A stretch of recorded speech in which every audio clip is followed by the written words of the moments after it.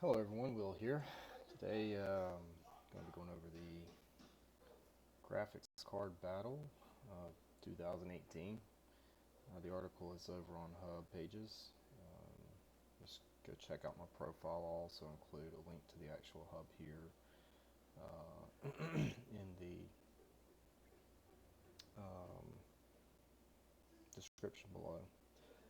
As you can see, this is I tested the EVGA GTX 1080 Ti SE2 and pitted it against the MSI GTX 1080 Duke, against the PowerColor RX Vega 64 Red Devil, against the PowerColor RX Vega 56 Red Dragon, and not necessarily against the following two, but put those in there just to kind of show where they all stand against each other. The MSI RX 580 and RX 570 Armor OC editions. So the reason I tested these this go round, just trying to see how much, if there was any improvement with updated drivers. And most of these cards have been out for a little bit of time. Plus, I have a couple friends who asked me to do this. They're both thinking about getting new cards. They don't know if they should wait for the GTX or RTX 20 series cards. So this is really the primary reasoning for testing here today. As I said before, the cards test is the EVGA NVIDIA GeForce GTX 1080 Ti SE2 edition, the MSI NVIDIA GeForce GTX 1080 Duke, the PowerColor RX Vega 64 Red Devil, the PowerColor RX Vega 56 Red Dragon, and the MSI RX 580 and 570 Armor OCs. Both are the 8GB versions. The EVGA GTX 1080 Ti SE2 it's going to be giving you a 1556 megahertz base clock, a 1670 megahertz boost clock, and an 11016 megahertz memory clock with 11 gigabytes of GDDR5X memory. For the GTX 1080, we have the MSI GTX 1080 Duke, which is a 3-fan card, dual slot. It comes with a 1708 megahertz base clock that boosts to 1847 megahertz, has a 10108 megahertz memory clock, and comes with 8 gigabytes of GDDR5X memory. For the PowerColor RX Vega 64 Red Devil, we have the AMD RX Vega 64 platform with a 1417 megahertz base clock and a 1607 boost clock with a 945 memory clock, and it comes with 8 gigabytes of HBM2 memory. Next up is the PowerColor RX Vega 56 Red Dragon. It is the Vega 56 card with a 1177 base clock, 1478 boost clock, 800 megahertz memory clock, and 8 gigabytes of HBM2. For the MSI RX 580 Armor OC, we have a 1257 megahertz base clock, 1366 megahertz boost clock, 8000 megahertz memory clock, and 8 gigabytes of GDDR5 memory. For the MSI RX 570 Armor OC, we have an 1168 megahertz base clock, 1268 megahertz boost clock, and a 7000 megahertz memory clock with 8 gigabytes of GDDR5 memory. The test system used here, as you can see, it is an AMD Ryzen 5 2600, which is a 6-core 12-thread processor, a base clock of 3.4 gigahertz, a boost clock of 3.9 gigahertz, with G.Skill Trident Z 16 gigabyte memory clocked at just 2400 megahertz. The reason for that, for some reason this Ryzen system, which is built on the B350 Fatality Mini ITX motherboard, for some reason the BIOS doesn't really handle this memory too well. It's compatible, but it's not that compatible. It will, I mean, it works fine at 2400 megahertz, but really that's the only frequency that I could get it really stable. Now, yeah, I can get it at 28. I usually run it at 2933, but sometimes it acts up a little bit. So what I just did, I just basically put the RAM in and let the system decide what it wanted to run, and it decided it wanted to run it at 2400 megahertz. Um, I'm going to go ahead and just say none of the cards are overclocked. The Ryzen 5 2600 is not overclocked. As you can see, the Noctua NH L9A, I believe, cooler, really, it's a good cooler. It's a great cooler, actually. And I could I could overclock, so to speak, but it's not really overclocking at probably 3.75 gigahertz, and it would be okay. But anything higher than that, it overheats and shuts itself off. So just for purposes of this video and this testing, what I did, I tried to keep everything factory, as a lot of people, when they will put these systems together like this, they don't want to mess with the overclocking or anything like that. So if you want some overclocking results, just let me know and I can retest this stuff. Also, in the next few weeks, I'm going to be redoing a system that I had. I sold like an idiot. So I have an 8700K coming to me. It's going to be on the ASRock Z370 Extreme 4 motherboard, and it should work a lot better. It's going to be cooled with the Darkrock Pro 4 by Be Quiet, and we should be able to get it to about 4.8, 4.9, maybe 5 gigahertz, just depending on how everything goes. So we can retest on the Intel systems if you'd like, but you should get a pretty good feel for these cards with this setup. And again, everything is stock across the board. Again, as I said, all cards and processors are kept at factory out of box settings. And the test I included the Cinebench R15 OpenGL. And I ran that 5 times and took an average of those runs. Ran TimeSpy 1.0 benchmark, the Firestrike 1.1 benchmark, the Superposition benchmark, and Unigine Heaven benchmark. The games I tested were GTA 5, Battlefield 1, Far Cry 5, and Fortnite, and all the games were tested at 1080p with the settings maxed out as far as they would go, and the max settings that each game has within their settings there, and played those for 2 hours in a real world type gaming session. So no benchmark.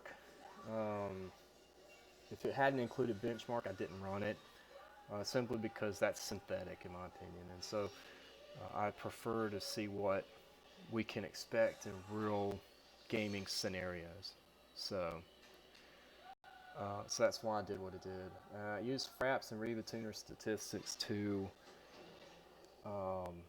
get our results. So, how did they do? Well, let's take a look. So first up was the MSI RX 570 Armor OC. As you can see, a Cinebench R15 OpenGL score is 104.52. TimeSpy 1.0 had an overall score of 3964 with a GPU score of 3760 and a CPU score of 5734. Firestrike 1.1, we got an 11,070 overall score with a graphics score of 12,896, a physics score of 16,899, and a combined score of 4292.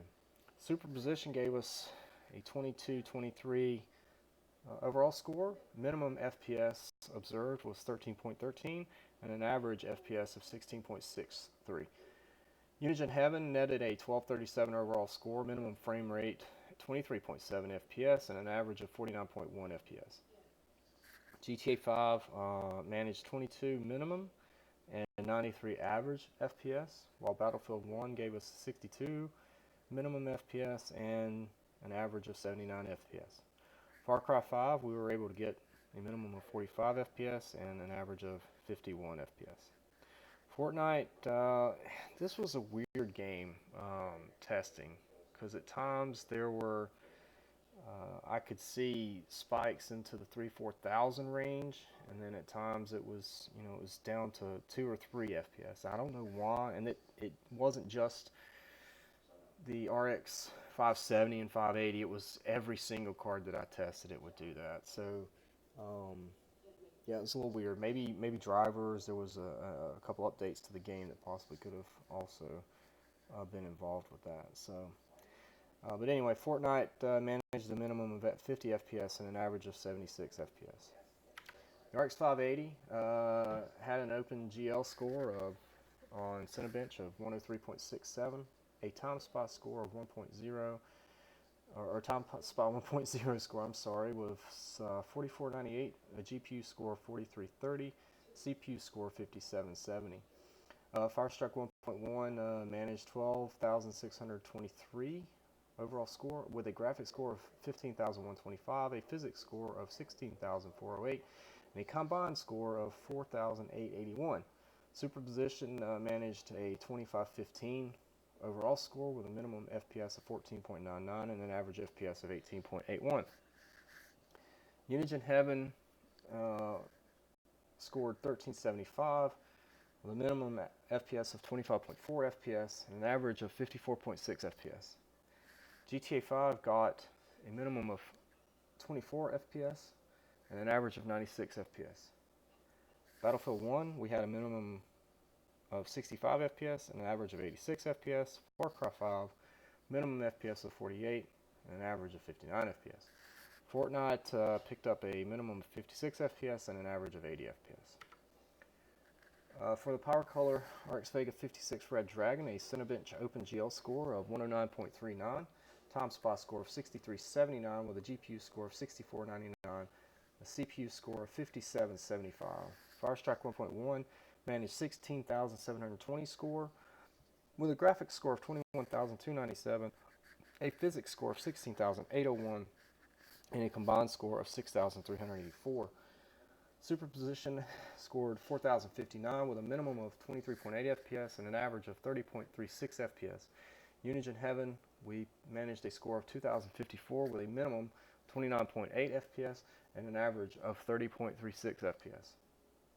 Unigine Heaven had a score of 2,054 with a minimum of 29.8 FPS and an average of 81.5 FPS. GTA 5, we saw a minimum FPS of 36 and an average FPS of 109. Battlefield 1, we saw a minimum of 105 FPS and an average of 126 FPS. Far Cry 5, we managed a minimum of 62 FPS and an average of 78 FPS. Fortnite picked up a minimum of 107 minimum of 107 FPS and an average of 128 FPS. The Vega 64 Red Devil by Power Color, Cinebench score of 113.44 with a TimeSpot score of 6943, GPU score 7216 and a CPU score of 5,721. For Firestrike 1.1, overall score was 17,813, graphics score of 23,360, physics score of 16,838, and a combined score of 6,613.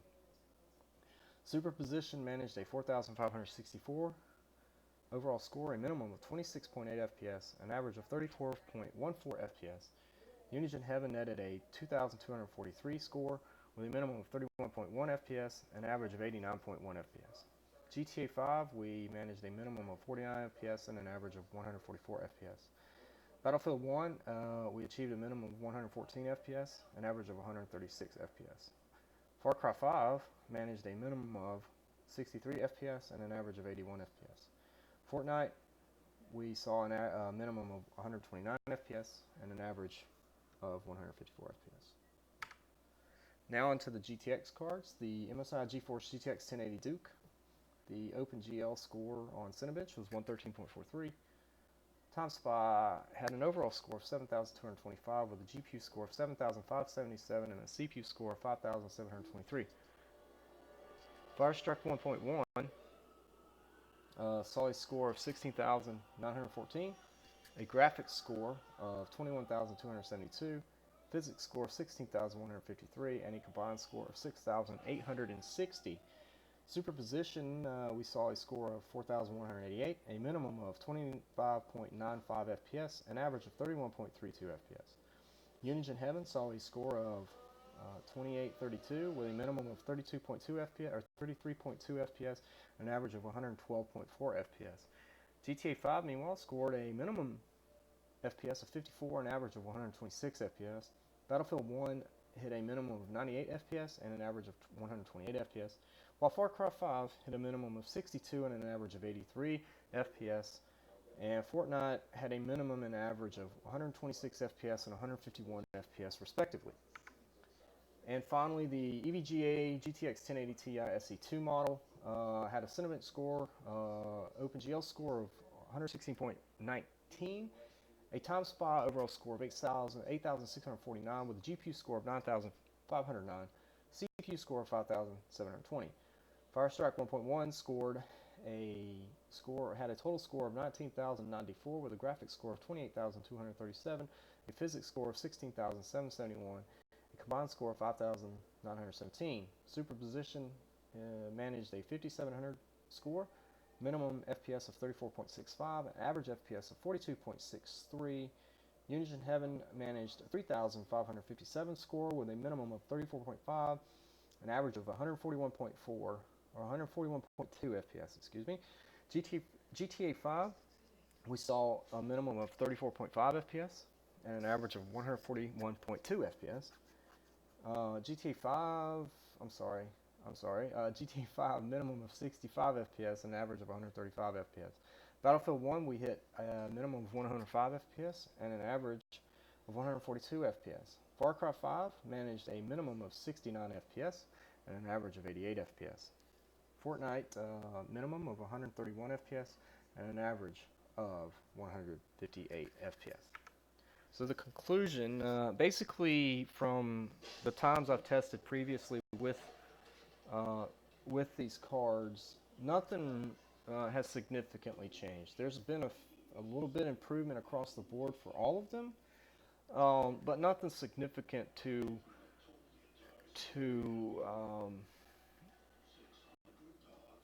really change my mind about how I feel about these cards.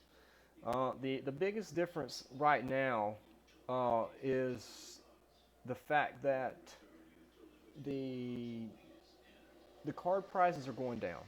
So the GPU apocalypse may be over. What you need to look out for now is if you're going to buy one of these cards, not necessarily the AMD cards, but the NVIDIA cards.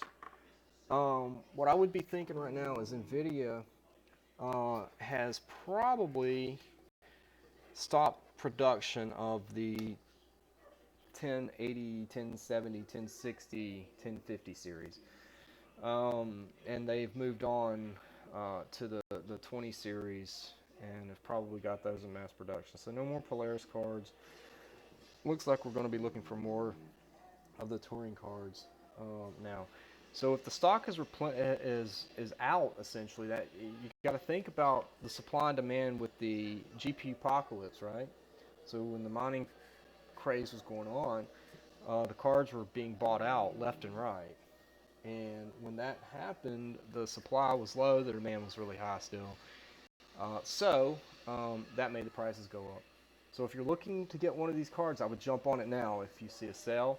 Otherwise, if you believe the rumors of, sometimes they're saying like 20 to 50% performance improvement across the board. I don't know. If you have a 1080 Ti, I'd probably just stick with that until the 20 series comes out and the prices drop a little bit after a few months, or a Christmas sale or something like that. Anyways, my recommendation right now is if you're looking to upgrade now would be a good time. With the prices are going to be dropping down. The AMD cards probably not so much unless you're looking for a 570 or 580, since those are pretty regularly on sale now. I saw 570 the other day for about $179. So if you could get them for that price, absolutely. Especially if you're into a budget mid-range build, absolutely. The 1080 Ti, you're still looking for about $650. Anywhere from $650 to about $730, $740. And then the GTX 1080s, You can get them for $400, 450 bucks. So if you can get them for around that price, absolutely.